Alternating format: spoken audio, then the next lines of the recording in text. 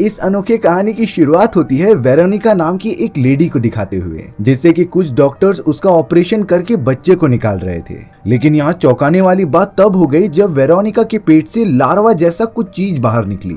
Doctors को तो लग रहा होता है कि शायद वेरोनिका का बच्चा मर गया, लेकिन बाद में लार्वे के ऊपर वाले हिस्से को हटाने पर वो बच्चा निकल आता है। लेकिन डॉक्टर्स ने ये बात कंफर्म कर दी थी कि वेरोनिका का बच्चा बाकी लोगों जैसा नहीं है। अब यहाँ वेरोनिका के बच्चे का नाम मार्टिन रखा जाता है, जिसे कि उसी की कंपनी के बॉस ने अडॉप्ट कर लिया था और अब मार्टिन बॉस के ही निगरानी में रहता था। इसी तरीके से अब पूरे 10 महीने बीत जाते हैं। कंपनी का बॉस अपने कुछ एम्प्लॉइज के साथ डिस्कशन कर रहा था। बॉस की टीम में एक डॉक्टर भी शामिल थी जो उसे सारी चीजें मार्टिन के बारे में बता रही होती है। डॉक्टर ने बॉस को समझाते हुए कहा कि आपने जिस मार्टिन नाम के लड़के को अडॉप्ट किया था वो तो समय के साथ साथ बाकी बच्चों के मामले काफी ज्यादा तेजी से बढ़ रहा है। भले ही मार्टिन की उम्र छोटी थी, लेकिन उसका दिमाग और शरीर किसी बड़े आदमी जैसा लगता था। मार्टिन के बॉडी में हीलिंग पावर्स बहुत ही ज्यादा अच्छी तरीके से थी। हालांकि ये सारी बातें सुनकर उसके बॉस को बिल्कुल भी भरोसा नहीं होता, बट फिर भी वो मार्टिन को बहुत सारे डॉक्टर्स के देख रेख में छोड़ देता है। अब यहाँ मार्टिन पूरे 3 साल का हो चुका था, लेकिन उसका शरीर और दिमाग तो किसी 10 साल से ऊपर के बच्चे का होता है। मार्टिन इतना ज्यादा इंटेलिजेंट था कि उसने स्टूडेंट्स के सारे स्कूलिंग एग्जाम पास कर लिए होते हैं। वो तो अब लेबोरेटरी में रहकर बहुत सारी अलग अलग टाइप की चीजें बनाता, जैसे कि अभी रिसेंटली उसने एक ऐसा एडवांस हेलमेट बनाया होता है जिससे कि वो इंसेक्ट और जानवरों से बात कर सकता था। लेकिन एक बात उसे बहुत ही ज्यादा डिप्रेशन करती थी, क्योंकि मार्टिन दूसरे बच्चों जैसा नहीं था, इसीलिए उसे एक ही कमरे में बंद करके रखा जाता है। मार्टिन को बाहर जाने की परमिशन बिल्कुल भी नहीं थी। मार्टिन के पास इतना ज्यादा टेक्निकल नॉलेज होता है कि उसने एक बार पूरे लेबोरेटरी के सिक्योरिटी सिस्टम को हैक कर लिया था, लेकिन फिर भी सिक्योरिटी गार्ड्स मार्टिन को घर से बाहर नहीं जाने देते। अब मार्टिन हमेशा की तरह अपने एडवांस हेलमेट को पहनकर आगे बढ़ता रहता है, लेकिन इस बार वो जोन 4 नाम के एक सेक्शन में आ गया था। अंदर जाने पे मार्टिन को बहुत सारे जानवर दिखाई देते हैं, लेकिन उसकी नजर सीधा एक कुत्ते पर गई जो बहुत ही प्यारा लग रहा था। बहुत ही कम समय में मार्टिन उस कुत्ते के साथ काफी ज्यादा फ्रेंडली हो जाता है, मानो कि दोनों एक दूसरे के काफी अच्छे दोस्त बन चुके हैं। अब यहाँ मार्टिन जब अपने कमरे में होता है तब उसे खाने के लिए काफी सारी चीजें लाई गई थी, लेकिन उसने तो अपने सारे खाने को जमा कर लिया जिससे कि वो ये सारा खाना अपने कुत्ते दोस्त को देगा। मार्टिन सारा खाना लेकर निकल पड़ता है जोन 4 की तरफ, जहाँ पर वो कुत्ता रखा गया था। बट अंदर पहुंचने के बाद सारी जगह ढूंढने पर भी मार्टिन को वो कुत्ता मिलता ही नहीं। जिस पिंजड़े में वो रहता था वो पूरी तरीके से खाली था, इसीलिए मार्टिन लगातार उस कुत्ते को ढूंढते हुए एक लेबोरेटरी के पास आ जाता है। वहाँ मार्टिन ने देखा कि कुछ वैज्ञानिक उस कुत्ते को लेकर एक मशीन के अंदर डाल रहे हैं। ये एक बहुत ही बड़ी लेबोरेटरी थी जहां जानवरों पर एक्सपेरिमेंट किए जाते थे। अब वैज्ञानिकों ने उसी तरीके से कुत्ते को एक मशीन के अंदर डाला। दरअसल वो सारे साइंटिस्ट एक टेलीपोर्टेशन मशीन की टेस्टिंग कर रहे थे, जिसके अंदर उस कुत्ते को एक टेलीपोर्टेशन मशीन के अंदर डालकर दूसरे में ट्रांसफर किया जाएगा। सारी प्रोसेसिंग होने के बाद मशीन को ऑन कर दिया जाता है। ताज्जुब की बात यह थी कि वो कुत्ता लिटरली एक मशीन से दूसरे मशीन में टेलीपोर्ट हो गया था, लेकिन जब डॉक्टर उस दूसरे मशीन को ओपन करके कुत्ते को देखता है तब मशीन में प्रोसेसिंग होकर ये बताया गया कि कुत्ते के बॉडी में बहुत ज्यादा चेंजेस आ चुके हैं और वो पहले से काफी ज्यादा एग्रेसिव हो चुका था। तभी अचानक उस भयानक कुत्ते ने बाहर आकर साइंटिस्ट का हाथ ही काट लिया था, जिसे देखकर मार्टिन काफी ज्यादा चिल्लाने लगता है, क्योंकि वो इस कुत्ते को अपना दोस्त मानता था, पर अब उसकी हालत काफी ज्यादा खराब हो चुकी होती है। कंपनी का बॉस तो घबराए हुए मार्टिन के पास आकर उसे शांत करा रहा था और अब देखते ही देखते मार्टिन पूरे 5 साल का हो गया था। सभी लोग उसका बर्थडे भी सेलिब्रेट कर रहे होते हैं। गौर करने वाली बात ये थी कि मार्टिन की एज भले ही 5 साल होती है, लेकिन उसका शरीर तो किसी नौजवान के रूप में कन्वर्ट हो चुका होता है। साथ ही साथ उसके दिमाग का भी IQ लेवल काफी ज्यादा बढ़ चुका था। अब यहाँ मार्टिन के स्टेप फादर यानी कि वो बॉस उसे लेकर एक कमरे में आते हैं, जिन्होंने कहा कि मार्टिन अब तुम यहीं पर रहोगे, यानी कि मार्टिन को उस लेबोरेटरी में बंद होकर नहीं रहना पड़ेगा, वो तो अब पूरी तरीके से आजाद है। ये बात सुनकर तो मार्टिन की खुशी का ठिकाना ही नहीं रहा। वो पूरे घर में घूम घूम कर काफी मजे करने लगता है। साथ ही साथ बॉस ने मार्टिन से कहा कि मैं तुम्हें अपनी कंपनी में एक जॉब भी प्रोवाइड करता हूँ, जिससे कि तुम हमारे हमारे भी काम आ जाओगे और तुम्हें कुछ पैसे भी मिल जाएंगे। बॉस मार्टिन को अपने कंपनी में लेकर आ जाते हैं उसी टेलीपोर्टेशन मशीन के पास। उन्होंने सबसे पहले मार्टिन के सामने डिमॉन्स्ट्रेट करने के लिए एक एप्पल को टेलीपोर्टेशन मशीन के अंदर रख दिया। इस टेलीपोर्टेशन मशीन का कॉन्सेप्ट होता है कि एक मशीन से टेलीपोर्ट करके दूसरी मशीन में ट्रांसफर किया जाए। जब मशीन को एक्टिवेट करके उसके अंदर रखे गए एप्पल को टेलीपोर्ट किया जाता है तब वो प्रॉपरली दूसरी मशीन में टेलीपोर्ट तो हो गया था, लेकिन एप्पल तो पूरी तरीके से पिघल चुका होता है। और ये प्रॉब्लम बॉस ने मार्टिन को बताई, जिससे कि अब उसे इस टेलीपोर्टेशन मशीन को एग्जामिन करके प्रॉब्लम ठीक करनी होगी। बॉस तो मार्टिन को ये भी बताते हैं कि इस टेलीपोर्टेशन मशीन को और किसी ने नहीं बल्कि तुम्हारे रियल फादर ने कई साल पहले बनाया था। बॉस ने इंसानियत के नाते मार्टिन को एक ब्रीफ केस दिया जिसके अंदर उसके फादर की बहुत सारी डीवीडीज और रिसर्च के पेपर्स रखे गए थे।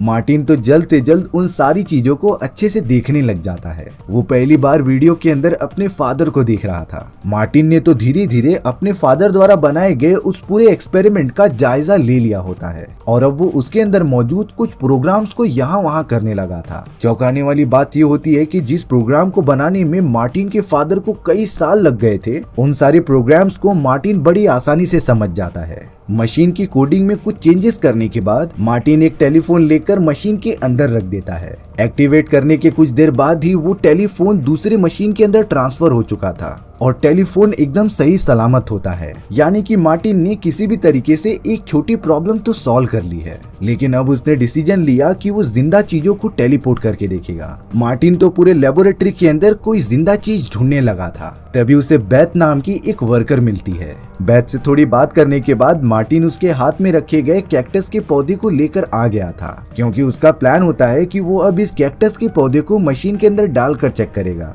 बेथ भी वहाँ पर मार्टिन का ये एक्सपेरिमेंट देखने चली आती है। मार्टिन ने मशीन की सारी प्रोसेसिंग करके कैक्टस के पौधे को अंदर डाल दिया। हालांकि कुछ देर बाद कैक्टस का पौधा बाहर निकलता तो है, लेकिन उसकी हालत पूरी तरीके से खराब हो चुकी थी। यानी कि अभी भी मार्टिन को इस टेलीपोर्टेशन मशीन को पूरी तरीके से ठीक करना है, जिससे कि वो जिंदा चीजों को भी सही सलामत टेलीपोर्ट कर सके। मार्टिन और बेथ एक दूसरे से ढेर सारी बातें कर रहे होते हैं। मार्टिन ने यहाँ पर बेथ को बताया कि मेरी उम्र सिर्फ 5 साल है और मैं तो कभी भी नहीं सोता।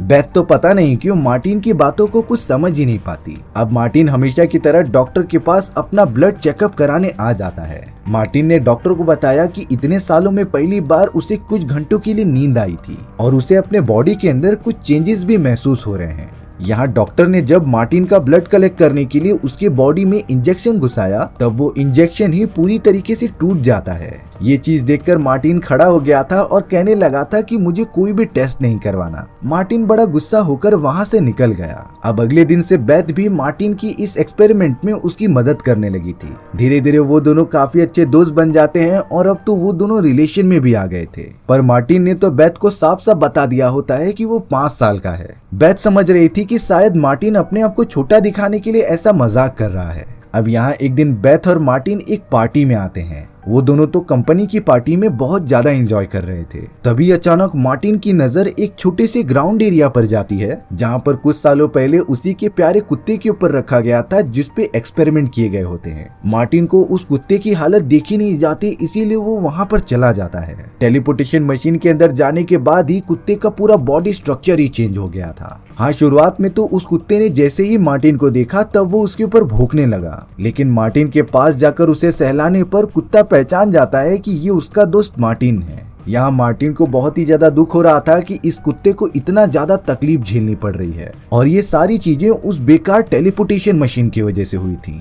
मार्टिन तो अब बेथ के पास आकर उसे डांटने लगता है, क्योंकि बेथ को ये सारी चीजें पहले से पता थी और ये उसने मार्टिन से छुपाई हैं। इसीलिए वो बेथ से काफी ज्यादा नाराज होकर वहाँ से निकल जाता है। बेथ भी इन बातों से बहुत ही ज्यादा हर्ट हो गई थी। मार्टिन तो डायरेक्टली अपने लेबोरेटरी में आकर उस टेलीपोर्टेशन मशीन के ऊपर काम करने लगा।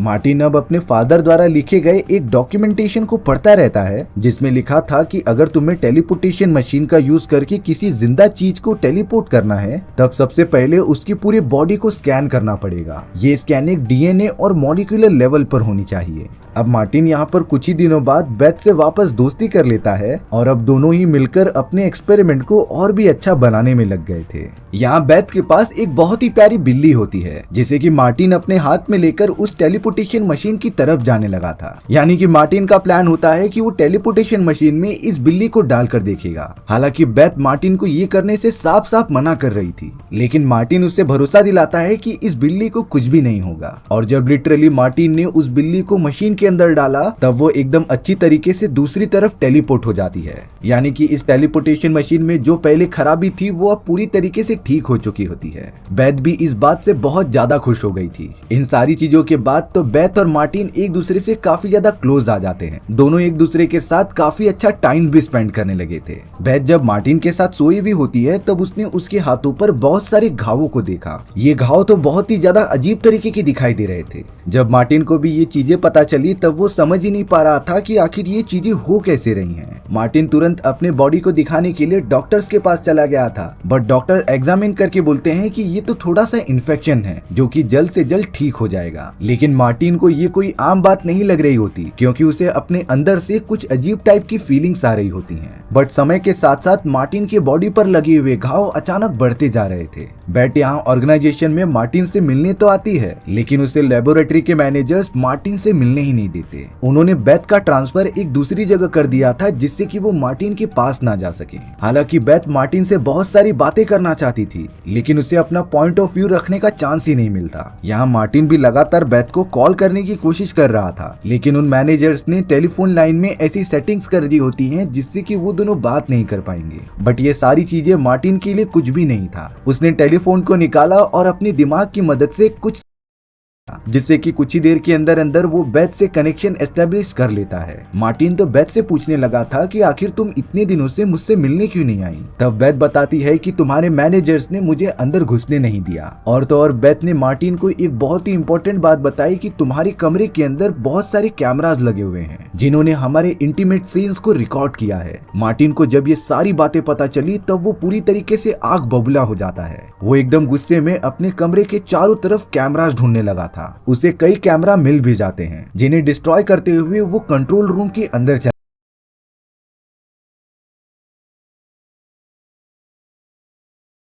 एकदम गुस्से में होकर वहां की सारी चीजों को डिस्ट्रॉय करने लगता है। बट उसने देखा कि वहां पर तो मार्टिन की बचपन की सारी फुटेजेस मौजूद थी।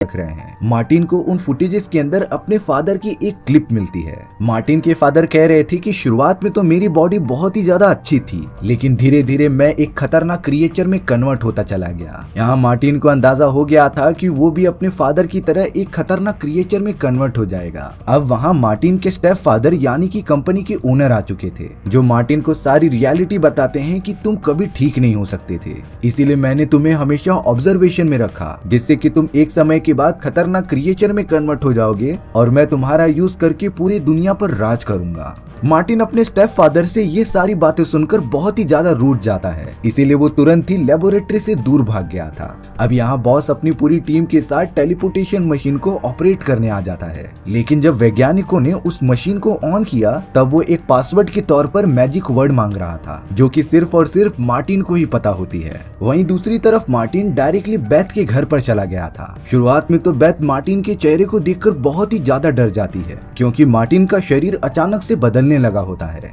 मार्टिन बिल्कुल भी नहीं समझ पा रहा था कि वो अपने आप को ठीक करने के लिए क्या करे, और अब तो उसका चेहरा भी एकदम बेकार हो चुका था, इसीलिए वो बेथ को यहाँ से जाने के लिए कहता है। लेकिन बेथ ने मार्टिन को श्योरिटी देते हुए कहा कि मैं तुम्हारी मदद जरूर करूंगी। इसीलिए अब बेथ एक कार में मार्टिन को लेकर निकल पड़ती है उसकी मदद करने के लिए। बेथ डायरेक्टली उस आदमी के पास आ चुकी थी जिसने कि मार्टिन की मॉम की मदद की होती है। उस आदमी को सारी चीजें पता थी कि मार्टिन के फादर कैसे एक क्रिएचर में कन्वर्ट हुए। यहाँ मार्टिन, जिसका चेहरा अब पहले से बहुत ही खौफनाक हो गया था, जब उस आदमी को पता चलता है कि वो जिंदा है तब वो काफी ज्यादा शॉक हो जाता है, क्योंकि मार्टिन की मॉम भी उसे जन्म देते समय ही मर गई थी। तब जाकर उस आदमी ने मार्टिन को सॉल्यूशन बताया कि अगर तुम्हें वापस ठीक होना है तो तुम्हें टेलीपोर्टेशन मशीन में एक बार खुद को टेलीपोर्ट करना पड़ेगा, जिसके दूसरी तरफ एक हेल्थी इंसान रहना चाहिए। ये सॉल्यूशन मिलने पर मार्टिन और बेथ वहाँ से निकल निकल पड़े थे। बहुत ज्यादा रात होने के कारण बेथ एक होटल में रुकने का डिसाइड करती है, लेकिन मार्टिन और बेथ को जरा भी आइडिया नहीं था कि टीवी पर बॉस ने उनके बारे में रिपोर्ट्स छाप दिए थे,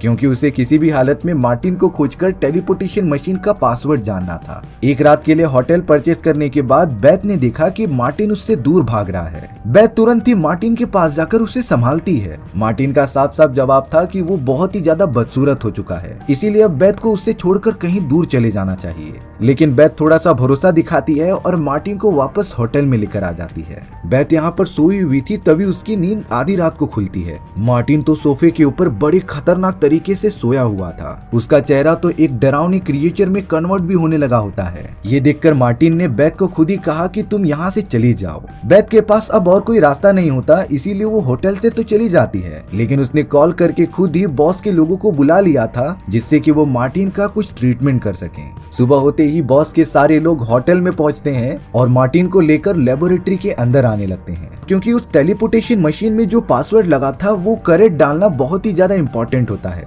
मार्टिन ने ऐसी प्रोग्रामिंग की थी कि अगर कोई भी उसके अंदर गलत पासवर्ड डालेगा तब मशीन में एक ऐसा वायरस फैलेगा जो उसे पूरी तरीके से डिस्ट्रॉय कर देगा। मार्टिन को जब लेबोरेटरी में लाया गया तब वो तो एक पूरा ककून में बदल चुका होता है। बॉस के लोगों ने तो बेथ को भी पकड़ लिया था, जो उसे भी लेकर आ जाते हैं। कंपनी का बॉस तो अब बेथ से पूछ रहा था कि आखिरकार मशीन के अंदर पासवर्ड क्या लगेगा, लेकिन बेथ को इन सारी चीजों के बारे में बिल्कुल भी पता ही नहीं होता। वहाँ दूसरे लेबोरेटरी में एक डॉक्टर मार्टिन, जो कि एक पूरा ककून में बदल चुका होता है, उसके अंदर के ब्लड सैंपल्स लेने की तैयारी करने लगती है। तभी अचानक ही वो ककून फटने लगा था और अब उसके अंदर से मार्टिन बाहर निकलता है, जो एक खतरनाक क्रिएचर में कन्वर्ट हो चुका था। वो इतना ज्यादा डेडली होता है कि उसने एक ही बार में डॉक्टर को जान से मार दिया और अब वो निकल पड़ा था बॉस और उसके लोगों को मारने के लिए। यहाँ सीसीटीवी कैमरास की मदद से बॉस और उसके सिक्योरिटी गार्ड्स को भी पता चल जाता है कि मार्टिन एक डरावने क्रिएचर में कन्वर्ट हो चुका है, जो बॉस को मारना चाहता है। इसीलिए अब बॉस को बचाने के लिए उसके सारे सिक्योरिटी दरवाजे बंद कर दिए जाते हैं। बहुत सारे सिक्योरिटी गार्ड्स तैनात हो गए थे मार्टिन को पकड़ने के लिए।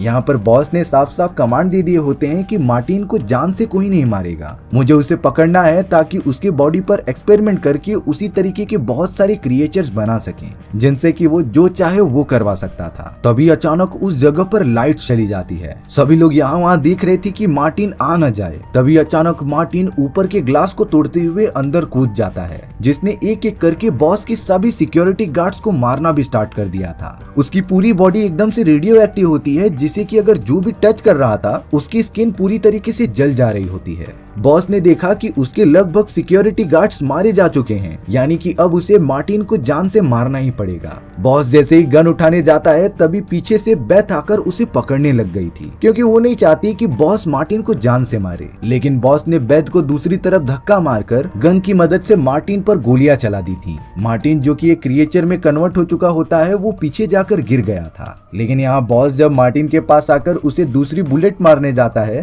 तभी मार्टिन ने उसके हाथ को पकड़ लिया था और अब वो बॉस को किसी भी हालत में छोड़ने नहीं वाला होता। मार्टिन ने तो टेलीपोर्टेशन मशीन के ऊपर पासवर्ड डाला DAD डैड, जिससे कि वो मशीन एक्टिवेट हो गई। दरअसल मार्टिन अब बॉस को पूरी तरीके से जकड़कर टेलीपोर्टेशन मशीन के अंदर लेकर जा रहा था, जिससे कि वो टेलीपोर्ट होकर अपने DNA को बॉस के DNA से चेंज कर ले। टेलीपोर्टेशन मशीन के अंदर पहुंचने के बाद मार्टिन बेथ को कहता है कि इंटर वाला बटन दबाने के लिए। बेथ ने तुरंत ही इंटर बटन दबा दिया और अब टेलीपोर्टेशन मशीन पूरी तरीके से एक्टिवेट हो जाती है। पूरी प्रोसेसिंग होने के बाद जब दूसरी मशीन में दोनों बाहर निकले तब बेथ तुरंत ही मार्टिन को जाकर उन चिपचिपे पदार्थों में से निकालती है, क्योंकि अब वो पूरी तरीके से ठीक हो चुका था। टेलीपोर्टेशन मशीन के कारण मार्टिन के सारे DNA स्ट्रक्चर्स बॉस के अंदर जा चुके थे और बॉस के हेल्थी DNA स्ट्रक्चर्स मार्टिन में आ चुके थे, यानी कि अब मार्टिन पूरी तरीके से नॉर्मल हो चुका होता है। मार्टिन और बेथ ने तो मिलकर बॉस को, जो एक क्रिएचर में कन्वर्ट हो चुका था, उसे उसी जगह पर रख दिया जाता है जहाँ पर उस क्रिएचर कुत्ते को बंद किया गया था। यानी कि बॉस को अंत में इतनी बदतर सजा मिली कि वो कभी सोच नहीं सकता था। और इसी खतरनाक एंडिंग के साथ हमारी ये कहानी यही खत्म हो जाती है। सो व्यूअर्स, आपको ये स्टोरी कैसी लगी कमेंट सेक्शन में बताना भूलना मत। और अगर आपको मेरा एक्सप्लेनेशन 1% भी अच्छा लगा होगा ना, तो वीडियो को लाइक एंड चैनल को सब्सक्राइब जरूर कर देना। मिलते हैं इसी तरीके की मजेदार और अनोखी कहानियों में, तब तक के लिए बाय बाय।